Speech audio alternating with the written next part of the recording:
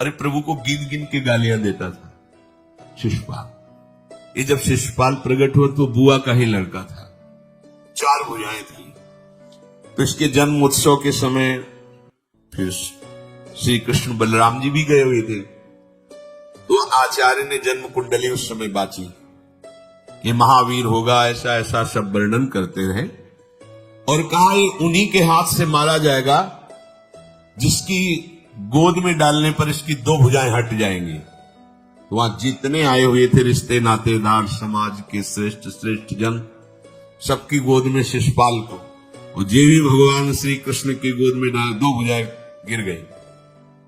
रो करके उनके बुआ ने कहा कि मैं भिक्षा मांगती हूं कि मेरे बालक की आपके हाथ से हत्या नहीं होनी चाहिए, तो उनका 100 अपराध क्षमा करता हूं। तो उन्होंने सोचा 100 अपराध काहे को करेगा, का 100 अपराध तक मैं इसे बिल्कुल कोई दंड नहीं दूंगा, वचन देता हूं। ये जब से तोतली वाली बोलना शुरू किया तब से भगवान को गालियां देना शुरू किया था। इसका स्वभाव ही ये वैर, पूरा ऐसा वैर, भगवान को गालियां देता। जिस समय सब धर्मात्माओं राजाओं की सभा भरी हुई थी और भगवान श्री कृष्ण की अग्र पूजा हुई, सब तो सहज शिशुपाल खड़ा हो गया और ऐसे कटु वचन बोले, महाभारत में लिखा, हमने स्वाध्याय में पढ़ा था, ऐसे कटु वचन बोले कि कोई भी नाराज हो जाएगा उससे। तो पहले भीमसेन खड़े हुए और कहा अपने बड़ों का सम्मान करना सीख, चूंकि भाई ही लगता है, जैसे कुंती बुआ ऐसे भगवान की बुआ का दूसरा है लड़का, सम्मान करना सीख। अगर तू ऐसे ही बोलता रहा तो यही मैं तेरा गला काट दूंगा। ऐसा बैठ जा मेरे को उधर, बहुत खाने वाला, तू क्या मेरे से लड़ेगा। भगवान ने भी इशारा कर दिया। जब देखा कि ये बोलता ही चला, भीष्म जी खड़े हुए और भीष्म जी ने कहा मैं श्री कृष्ण के चरण आसक्त चित्त वाला हूं, अगर अब एक भी शब्द यहां बोला इसने तो मैं किसी की नहीं सुनूंगा, इसको नष्ट कर दूंगा। और दोनों सभाओं के सर पर पैर रखता हूं, जो श्री कृष्ण का विरोध करे उसके लिए मैं पर्याप्त हूं। भगवान ने कहा चुप रहो, शांत रहो, सबको बैठा ला। वो गिनती शुरू की थी 98, 99 का शिशुपाल सावधान, जो तुम्हारी माता को वचन दिया था बस एक शब्द रह गया है, आगे मुझे दोषी कोई न ठहराए। 100 तक क्षमा करने की बात कही थी, जे ही वो तो रुकने वाला थोड़ी था, जे ही आगे बोला सुदर्शन जी के द्वारा उसका वो परम उद्धार हुआ जो बड़े बड़े ऋषि मुनियों के लिए बड़ा दुर्लभ पद कहा गया है। गोपीजनों ने सौंदर्य माधुर्य निधि भगवान को अपना कांत माना, प्रीतम माना। एक ही वृत्ति, कितनी गजब की वृत्ति गोपीजनों की है कि सब कार्य करते हुए कृष्णाकार वृत्ति है। बेचने दही जा रहे हैं, बोल रहे कोई कृष्ण ले ले, दामोदर ले ले, माधव ले ले। कैसी वृत्ति है, देखो कैसी उच्च कोटि की अवस्था है। किसी भी भाव से हमारे प्रभु से जुड़ जाए तो इच्छा द्वेष दोनों से वो मुक्त हो जाए। और जब तक ये ठीक है ये बेठीक है, इस तरह के द्वंद्व तुम्हारे हृदय में बने रहेंगे, तब तक मूढ़ता रहेगी और उससे पतन होता रहेगा। संसार का संबंध दृढ़ होता है इच्छा से। बहुत सुंदर बात है, संसार का संबंध दृढ़ होता ही है इच्छा से। इच्छा खत्म, संसार का संबंध खत्म। कितनी बढ़िया बात है। पर हम भागे घूम रहे इच्छाओं की पूर्ति के लिए। जब एक बता दिया कि समुद्र है भगवान, जो चाहिए इन्हीं से क्यों नहीं, पर इनसे मिलने के लिए भी तुम्हें शराब छोड़ना पड़ेगा, तुम्हें मांस छोड़ना पड़ेगा, व्यभिचार छोड़ना पड़ेगा, गंदे चिंतन छोड़ने पड़ेंगे। वो राजी नहीं हो तो करो पाप और चाहो सुख। ऐसा कैसे हो सकता है? यही है जीव की परेशानी, यही है। वो ये चाहते हैं कि हे संत महात्मा, हे भगवंत, हमको छूट दो, हम खूब गंदे आचरण करें और आप हमसे सेव संतरा रुपया पैसा ले लो और आप ऐसा आशीर्वाद दो कि हमारी उन्नति होती रहे, दुख न मिले, हमें सुख ही मिलता है। कभी स्वप्न में भी नहीं हो सकता। तब लग कुशल न जीव कहूं सपने हूं मन विश्राम, जब लग भजत न राम कहूं शोक धाम तज काम। ये दुखों का खजाना काम अर्थात इच्छा, इसका त्याग करके भगवान की शरण में होकर जब तक नाम जप नहीं करोगे स्वप्न में भी तुम्हें विश्राम नहीं मिलेगा। और नाम जप एक गंदे आचरण करने वालों के हृदय में नहीं हो सकता। नाम परम पवित्र है। ये तभी होगा जब आपका खान पान सात्विक हो, आपका वातावरण सात्विक हो, आपका बोलना उठना बैठना सब सात्विक हो, तब नाम भगवान कृपा करेंगे आपकी जिह्वा। फिर कौन सी इच्छा रह जाएगी, कौन सी इच्छा रह जाएगी? अरे आप विश्वास कीजिए, ये जितनी इच्छाएं हैं सब स्वाप्निक हैं। जब आप सच्चा विवेक धारण करेंगे तो आपसे पूछा भी जाएगा कि जबरदस्ती केवट से कह रहे ले लो, वो कह रहे आपका सनातन सारी मोरे नहीं चाहिए। प्रहलाद जी कह रहे वरदान मांगो, हमारी आज्ञा का पालन करो, तो कह रहे हाँ आपकी आज्ञा का पालन करता हूं, हे नाथ मुझे यही वरदान दीजिए कि आपसे भी कोई इच्छा न रहे। ये वरदान मांगा कि आपसे भी कोई इच्छा। आप सोचो क्या है ऐसा भागवत रस कि जिसको वो मिला तो भगवान से भी कह देते। और भक्त तो बड़े विचित्र विचित्र है, वो भगवान से कहते तुम्हारी इच्छा क्या है प्यारे, बोलो हम पूर्ण करते हैं। तुम्हारी इच्छा क्या है, हमारी तो कोई इच्छा नहीं, आप बोलो आपकी इच्छा क्या है, आप क्या चाहते हो, मैं कैसे आपको रिझाऊं। ये जब कामना को लेकर के मनोवृत्ति का प्रवाह संसार की तरफ होता है तब ये कामना ही हमें राग द्वेष में बांध देती है। जो महापुरुषों ने उपासना करके शास्त्र स्वाध्याय करके अनुभव किया है उसे ध्यान से सुनो। इच्छाओं से बचने का उपाय, इच्छा ही आपके बंधन का कारण है, इच्छा ही जन्म मरण का कारण है। इच्छाओं से बचने का उपाय, कर प्रमाद मत बनो आलसी, करो सुचारु रूप से काम, अपना काम स्वयं करने में लाज बड़प्पन तजो तमाम। पहली बात, शरीरधारी को किसी दूसरे शरीर से अपने शरीर की सेवा तब तक नहीं लेनी चाहिए जब तक बीमार न हो जाए, असमर्थ न हो जाए, चाहे गृहस्थ में हो चाहे विरक्त में हो। ध्यान दीजिए, आप चाहे आपकी पत्नी हो, पुत्र हो, परिवार हो, आप उनके सेवक हैं क्योंकि वो सब प्रभु के जन हैं। इस भावना से रहोगे कभी नाराज नहीं होगे, कभी गुस्सा नहीं आएगा, कभी झगड़ा नहीं होगा।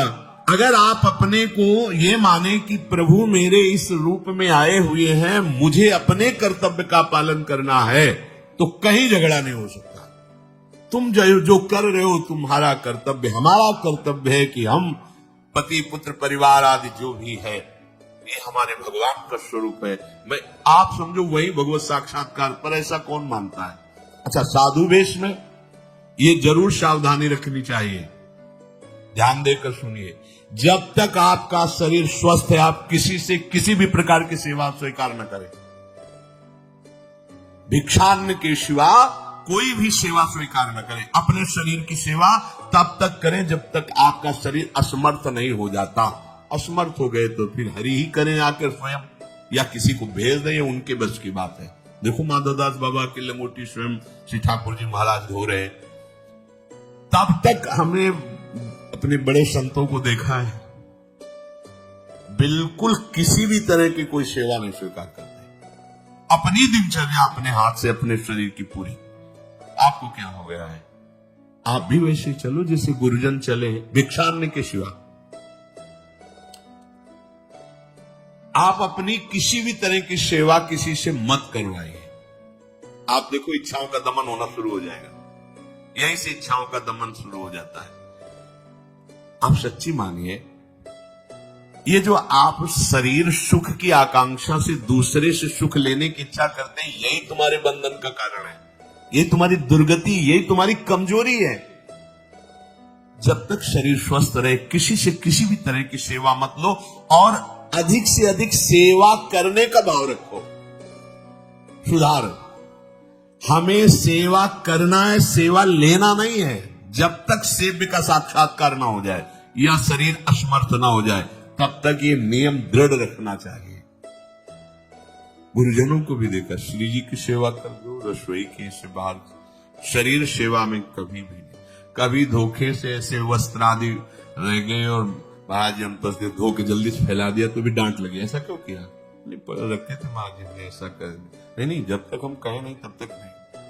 आज भी सरकार अपने ही हाथ से श्री जी को भोग लगा के ही, सब है पर वो अपने ही हाथ से 2 रोटी भोग बना के। देखो बुजुर्ग संतों को, बड़े महापुरुषों को हमने देखा है, अपने शरीर, जब तक शरीर में सामर्थ्य है तब तक, ये महापुरुषों का आदेश है, अपना काम स्वयं करने में लाज बड़प्पन तजो तमाम। अपना काम करने के लिए आप किसी को भी आदेश मत करें, किसी की भी सेवा स्वीकार न करें। हाँ, हमें भूख लगेगी तो रोटी मांग लेंगे जाकर के, क्या जरूरत है हमें किसी की सेवा स्वीकार करने की? मांगो, खाओ, खूब भजन करो, सत्संग करो, कम खर्चे वाला जीवन रखो। जरूरत क्या है? जो जरूरत है गली चलते दे देंगे भगवान, विश्वास करो, गली चलते दे देंगे। विरक्त गृहस्थ धर्म पूर्वक कमाओ, जितनी आवश्यकता प्रभु दे देंगे। ऐसा कोई त्रिभुवन में नहीं जिसकी आवश्यकता की पूर्ति न होती हो। अनावश्यक तुम्हारी मांगे जो है वही तुम्हें दुख दे रहे हैं।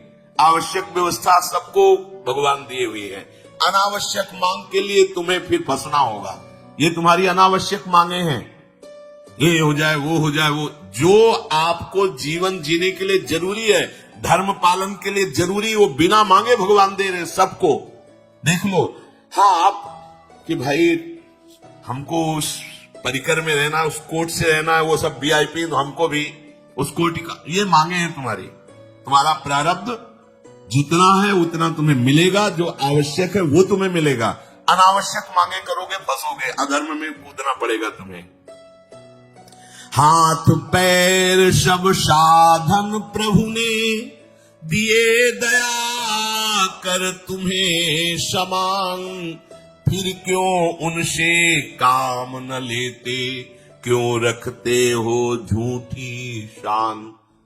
तुम्हारी सेवा के लिए तुम्हारे पास हाथ है, तुम्हारे चरण है, तुम्हें बुद्धि दी है, दूसरे से क्यों सेवा स्वीकार करते हो? प्रभु ने दया करके उद्धार के लिए तुम्हारे पास पूरी सामग्री दे दी, उसका प्रयोग करो।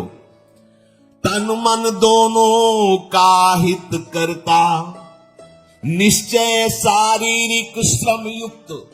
देखो ये है, जिसने अपना परम मंगल ठाना है वो शरीर को कभी प्रमाद में नहीं रखता, चाहे गृहस्थ हो चाहे विरक्त हो।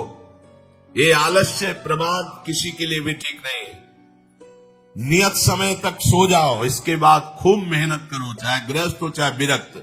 विरक्त हो तो खूब नाम जप, वाणी पाठ, ब्रह्मचर्य से रहना, आसनों में बैठना, हाँ सेवा करना, शारीरिक श्रम नहीं, खूब सेवा करो, धाम की सेवा करो, नालियां साफ करो, गलियां साफ करो, जो सेवाएं में इसे श्रम करो।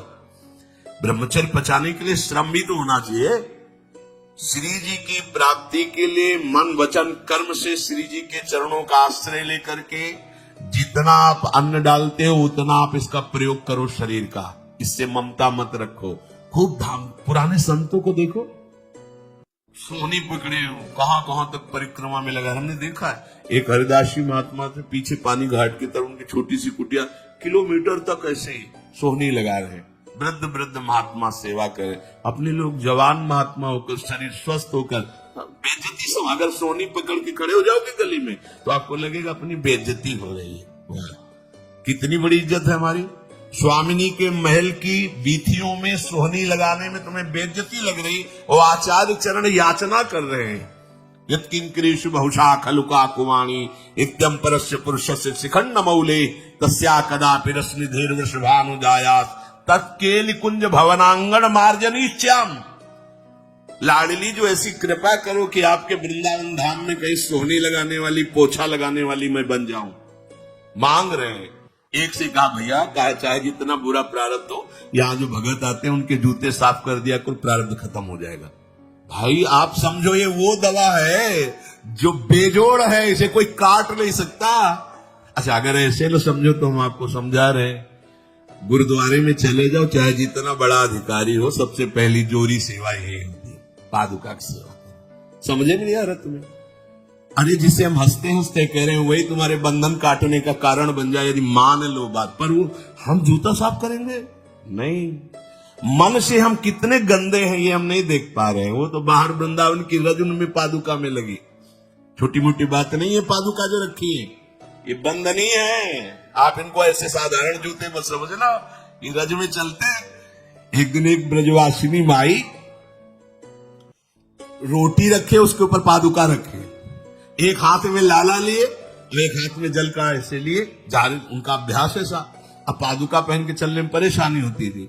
तो कोई संत थे और बाहर से आए हुए थे, वो हंस दिए, कैसे बावरी रोटी के ऊपर जूता लगा। ऐसे बोला कितने साल हो गए ब्रजवास करते हुए? वह कई वर्ष हो गए। अरे ये वो जूती नहीं है जो साधारण जूती है वृंदावन बरसाने की, रज लगी हुई इसमें, ये रज लगी हुई है। तुझे रज नहीं दिखाई दे रही, जूती दिखाई दे। क्या ब्रजवास कर रहा है? डांट के चल दी। ये समझो, हम कहें कि जूती साफ करो तो हम जूती साफ करेंगे, और ये है कौन सी जूती साफ में? क्या रज है? वृंदावन बरसाने सब जगह घूमते रहते हैं ये महाभागवत जन। अगर इनकी ये गृहस्थ विरक्त मत देखो, सब लाडली जी के लाडले हैं जो यहाँ आए हुए हैं। अगर हम उनकी पादुका साफ करेंगे तो हमारा हृदय साफ हो जाएगा। पर कोई मानता कहाँ है? अपनी सेवा स्वयं करो और दूसरे की सेवा मिल जाए तो जैसे लोभी आदमी के सामने धन फेंक दे तो कैसे भागता है, ऐसे आपको होड़ लगनी चाहिए कि ये आदमी इतना न कर पाए जितना हम सेवा करें। परमार्थ में शरीर पोषण नहीं, परमार्थ में शरीर की धज्जियां उड़ानी है, अहंकार की, देहाभिमान की। राखे अपने को सदा भगवत सुमिरन लीन, सुने न जग के दोष गुण, करे न चित्त मलिन। सदैव अपने को ये देखता रहे कि प्रभु का सुमिरन चल रहा है कि नहीं अंदर। बहुत काहे की परेशानी, हम तो यही समझ नहीं पा रहे कि इतनी झंझटें लेकर कैसे घूम रहे लोग। अगर हृदय में राधा राधा चल रहा है, आप व्यापार कर रहे हो, नौकरी कर रहे हो, गृहस्थ हो, विरक्त हो, जो भी, अब आपको चिंता क्या होनी चाहिए? देखो ना, थोड़े दिन ऐसे चल के देखो, हर कार्य बहुत अच्छा होता है जब भगवत सुमिरन पूर्वक आप एकाग्रता पूर्वक कार्य करें। हर कार्य में आपको आनंद आएगा। पर वो तो शरीर पोषी, जैसे आग जलने में फफोला पड़ जाता है ना, उसको बहुत संभाल के रखते हैं, ऐसे देहाभिमानी साधक भी होते हैं। कोई इतना शरीर को सजा के, इतना संभाल के कि लगता है यही भगवत प्राप्ति है इनकी, कि इनके शरीर बिल्कुल ऐसे नहीं। संतों ने देखो ना कैसे अपने शरीर के राग का त्याग किया है, गुरुजनों की आज्ञा में तत्पर होकर धज्जियां उड़ा दी देहाभिमान की, तब उनको परम पद प्राप्त हुआ है। अपने शरीर का राग रखने वाला परमार्थ में कैसे चल सकता है? कब तक फंसे रहोगे विषयासक्ति वासना में हो दीन? अरे कब तक मन में भरे रखोगे दुर्विचार दुर्भाव मलिन? जिन भोगों के लिए हो रहे तुम लालायित सुखमय जान, यही घोर दुख उपजाएंगे, बढ़ जाएगा अज्ञान। इसलिए छोड़ो सब आशा ममता, आसक्ति कामना मद अभिमान, एकमात्र शरणागत होकर भजो निरंतर राधे श्याम। प्रभु की आसक्ति हृदय में धारण करो। यही समझ में नहीं आता। चले हो राग त्यागने के लिए, पोषण कर रहे हो शरीर राग का, कैसे बात बने? चलो कोई विषय संसारी है तो लगता है अभी बेचारा है। क्या आप लोग बेचारों की लाइन में थोड़ी हो? आप लोग बेचारों की लाइन में नहीं हो। आप जितने भी, चाहे गृहस्थ हो चाहे विरक्त हो, धाम आ गए हो, दीक्षा ले ली है, शास्त्र स्वाध्याय करते हो, सत्संग, आप बेचारे हो, आप भगवत पार्षद हो। पर आप अपने स्वरूप को समझो, ये अंदर की बातें सुधारो। आगे कह रहे हैं कि सुने न जग के दोष गुण, करे न चित्त मलिन। अपने भगवत चिंतन में मगन रहो। कोई तुम्हें यदि किसी की निंदा आदि सुनाने लगे तो उसे मत सुनो। पूछे कछु कछुए कहे, को आए के पास, सुन ले कछु बोले नहीं, सब ते रहे उदास। पर निंदा पर दोष के, कथन सुनन में लोग, जो आनंद अनुभव करे तो लहे नरक के भोग। तुम्हारे पास आकर कोई तुम्हें दूसरे की निंदा सुना रहा है और अगर तुम्हें हर्ष हो रहा है, कैसी बात, कोई नामदाता सदगुरु की निंदा करे तुम सुन लिए, कैसे तुम्हारे इस पाप का प्रायश्चित होगा। सुनने और कहने वाले दोनों को एक ही दंड मिलता बराबर। तुम अपने गुरुदेव की निंदा सुन ली, तुम अपने आराध्य देव की अवहेलना की बात सुन ली। उपासना नहीं है, कहीं देहाभिमान है कि हम तो गुरु के श्रेष्ठ है ना, गुरु जी की निंदा होती हमारी वंदना हो रही, परिणाम में लड्डू मिलेगा, खा लेना, परिणाम पक्का। पर निंदा के कीते आवत नहीं कछु हाथ, मूरख पर्वत पाप को ले चल अपने साथ। वैष्णव निंदा, भक्त निंदा, गुरु निंदा, ये तो बहुत ही भयानक है। भक्तन निंदा अति बुरी भूल करे जिन कोय, किए सुकृत बहु जन्म के क्षण में डारे खोए। कह रहे जो दूसरे की निंदा सुनने में आनंद का अनुभव करता है उसको भोग मिलेगा, काय का, बोले नरक का भोग मिलेगा। इसलिए जो तुम्हें ऐसी बातें सुनाने के लिए उत्साहित हो उनसे उदासीन रहो, अर्थात उनसे कोई परिचय नहीं, कोई अपनापन नहीं। हाथ जोड़कर कह दे कि आज तो आप कृपा करके आ गए हो, आगे कृपा करके कभी मत आना। नहीं, आज हम आपका स्वागत नहीं कर रहे, आगे स्वागत करेंगे तो आप सह नहीं पाओगे, इसलिए आप कृपा करके आगे मत आना।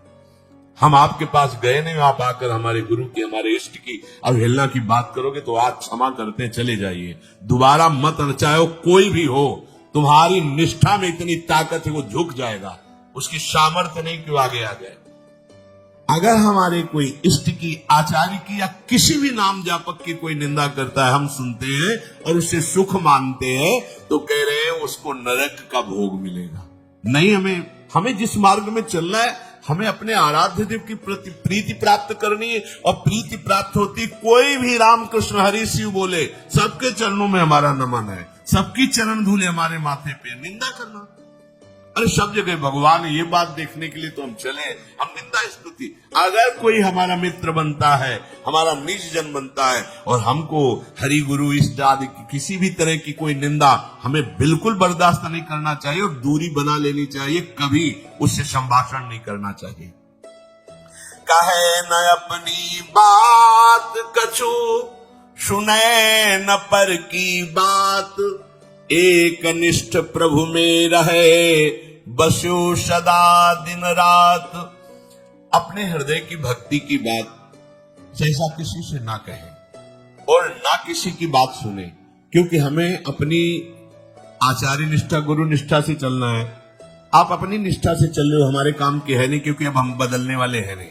तुम्हारी निष्ठा से हमें कोई परिवर्तन होने वाला नहीं, और हम अपनी निष्ठा के बाद तुमसे इसलिए नहीं कहेंगे कि वो तो इष्ट मिले और मन मिले, मिले भजन रस रीति, तब वो बात कहनी चाहिए, ऐसा किसी से नहीं। तो क्या करें, एक निष्ठ होकर अपने आराध्य देव में दिन रात लगा रहे।